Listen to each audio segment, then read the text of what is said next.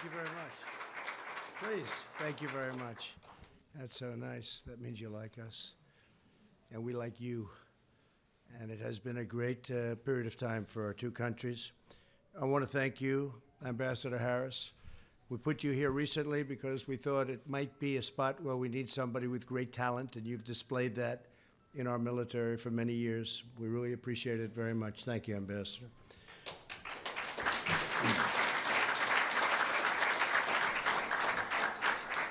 You've led this embassy with outstanding vision and skill, and we deeply appreciate your efforts. And I tell you, many of the business people that I've met in this incredible country have told me very strongly that what we did with the ambassador, that was just a tremendous move. And, you know, we're talking about certain things. You probably have heard the things we're talking about. And we're going to make a visit today to the DMZ because long-standing visit with President Moon, and I just want to see how that's looking. And a lot of good things are happening with North Korea. I really believe that. A lot of good things. Relationship is very good. When I first came here, it was a disaster. It was a disaster. In my opinion, had President Obama or somebody like President Obama, for instance, my opponent in the last election, had it worked that way, I honestly believe you would have been at war with North Korea. I've said it loud and I've said it clear. And right now, as you know, we have no nuclear tests. We have no ballistic tests. We have gotten our hostages, our prisoners back, which we really appreciated, from Kim Jong-un, Chairman Kim. The remains are coming back as they get them, as they find them. The remains of our great heroes from the war. And we really appreciate that. And there's a good feeling. There's a good relationship. And, you know, I won't even say developing. I mean, I just think we have a very good relationship. The two of us. I don't know about beyond the two of us, but I can say the two of us. So we'll see how it all goes. And again, I'm going to the DMZ, and I understand that they want to meet, and I'd love to say hello. It's going to be very short, but we are in territory that's very close. We don't have to take long trips to countries, so it's good for both of us. Let's see what happens. They're trying to work it out. Not so easy. I'm delighted to return to the beautiful city of Seoul, incredible city, this week for my second visit to South Korea as president. That's a lot when you think about it. Haven't been president very long. 2.5 years, how time flies. Today, it's my distinct honor to join this very talented group of leaders, many of whom I recognize. I don't know all of you. I know some of you, but I recognize most of you. Great leaders, great business people. You're a talented group, and you're from America and South Korea, companies to discuss the critical economic relationship between the United States and South Korea. My thanks as well to Secretary Mnuchin and Secretary of State we call them the sometimes the Undersecretary of States have tremendous, where is he? Where is our Undersecretary of State? Good. Congratulations. Great job. You're doing a fantastic job. Thank you very much for being here. And if you have any questions later, Keith, come see me, because there could be plenty of questions, but they're very happy with the job you're doing. Thank you very much. And the job that our Secretary of State is doing is fantastic, Mike Pompeo. For decades, the U.S.-South Korea alliance has advanced peace and security in this region and far beyond. Today, our partnership is stronger than ever before. Following this event, I'll meet with President Moon to discuss many shared priorities, including enhancing our already robust economic ties. The United States is having probably the best economy we've ever had. We're doing phenomenally. Many, many companies, including South Korea, but many companies are coming into the United States from other places throughout the world. Car companies in particular. They're going to Michigan, they're going to Ohio and North Carolina and Pennsylvania, Florida. Over the past few days, President Moon and I have been in Osaka, Japan, for the G20 summit. And I have to say that Prime Minister Abe did a fantastic job. It was a great summit. A lot of good spirit, a lot of goodwill.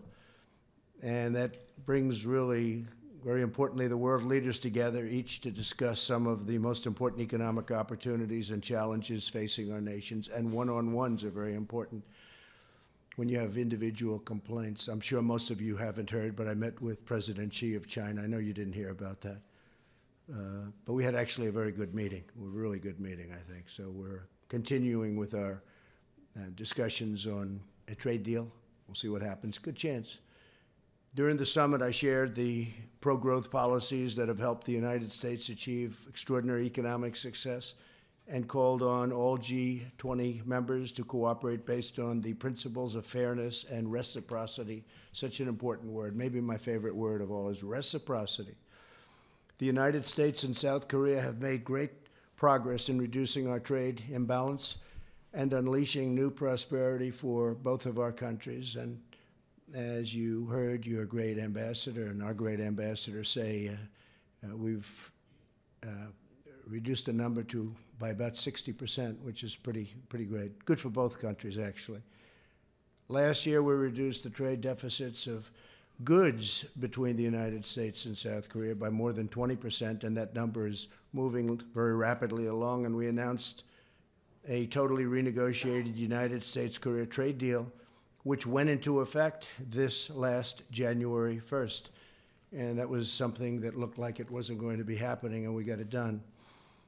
Good for both countries. Our upgraded agreement will benefit workers in both the United States and South Korea and includes strong provisions to increase South Korea's access to the finest American-made products, including automobiles, agricultural crops, medicines, and more. Under the terms of this deal, South Korea will double the number of American cars that can enter the market each year.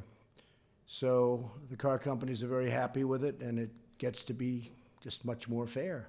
We must remain vigilant and ensure that we keep moving forward toward a more balanced trade relationship and further reduce our trade deficit. Our countries also enjoy a thriving investment relationship. Since 2017, Korean investment in the United States has expanded by billions and billions of dollars. This includes Lotte Group's recent investment of $3.1 billion in Louisiana. And Chairman Shin Dong-bin, I think he's here. There you are. Such a young man. Look at that, to have done such a good job. It's incredible. How did you do that? Would you get up here, please, and speak? Beautiful job. Thank you very much. Fantastic job. We appreciate it. And we have a great working relationship. Your investment of $3.1 billion in Louisiana is going to be a great investment. You know that. So congratulations. Thank you very much for being here. Korean Air and Boeing have also recently announced that Korean Air will acquire 30 brand new 787s, a great plane, Dreamliner, a deal worth over $9 billion. And Ki Hong-woo, where are you? Thank you very much. Thank you very much for being here. From Korean Air is here, and you've done a great job with Korean Air. Congratulations, really great. And Eric John, president of Boeing Korea. Where's Eric? Thank you, Eric. Good job. Good. Thank you. Great plane. Thank you both for being here, and congratulations. Hyundai, Samsung, and CJ Dosan and SK Group all here this morning. They're all here represented by their top people, and I really appreciate it. They've made very large investments in our country, including the companies represented in the room. They've created more than 50,000 brand new jobs in the United States. We have to tell that to the people of the United States. And it's very important to tell them. There's a lot of investment going back into the United States. And we hope that you'll continue to expand. Could I ask you all to stand up, the three folks? Hyundai, Samsung, CJ, and SK. Where's SK? Thank you very much. Congratulations. It's a great job. I recognize all four of you, I must tell you. Very, very famous business leaders and very great business leaders. Thank you very much. I appreciate it. We'll see you later. There's never been a better time to invest or do business and create jobs in America. We passed the largest tax cut and reform in the history of our country and eliminated more than 30,000 pages of job-killing regulations, a record. You don't have any regulation problem, I know, in South Korea, do you? You have any? We slashed our business tax rate from the highest in the developed world to one of the most competitive anywhere in the developed world. We were so high that it was very hard for people to really understand how they could do it. We've taken back hundreds of billions of dollars from overseas. We weren't allowed to take that. That money was just, it was impossible to do, both bureaucratically and tax-wise. It was so expensive. Now we're bringing in, Apple alone brought in $230 billion, and they're spending it in the United States. Capital investment by businesses now can be 100% tax deductible, something that nobody knew. And if you look, the one-year provision is something that nobody thought was deducting expense in the first year, something nobody thought they'd ever see, and it's had a tremendous impact on the country. Unemployment in the United States is at the lowest level it's been in 51 years, and we expect that that level is even, that number is even going to get better because it's tremendous. Companies are moving in. We have companies moving in, car companies moving in particular car companies. You know, we hadn't had a plant built in years and decades, actually. And now we have many plants being built all throughout the United States, cars. According to the World Economic Forum, our financial system, business, dynamism, and labor market all rank #1 in the world. That's a great rank. And we were slipping badly, as you know. In fact, I just opened a LNG plant in Louisiana. It's a $10 billion plant. And I think a couple of the folks in this room happen to be involved in that. But we also had tremendous Japanese investment. It's a $10 billion. It's going to employ 10,000 jobs. It's, I guess, one of the biggest plants I've ever seen. And right in Louisiana also. And they opened it. I hear it's doing phenomenally well. It was beautiful. It was built on time, on budget. But it was held up for many, many years, for more than a decade, because they couldn't get the permits. And I got in, I got them those permits. I didn't know anybody. I don't want to know anybody. All I wanted to do is I wanted to have them build that plant. And we got them the permits very quickly through EPA and all of the other places that we had to get them. But that was being held up. It looked actually like it wasn't going to happen. And I got it done. You look at Keystone Pipeline, the Dakota Access Pipeline. They were dead. They were really in trouble. Dakota Access had the worst of all worlds. It had built the pipeline, but it couldn't connect it, okay, because they had environmental problems, false environmental problems, problems that shouldn't have been a problem, but they had built it.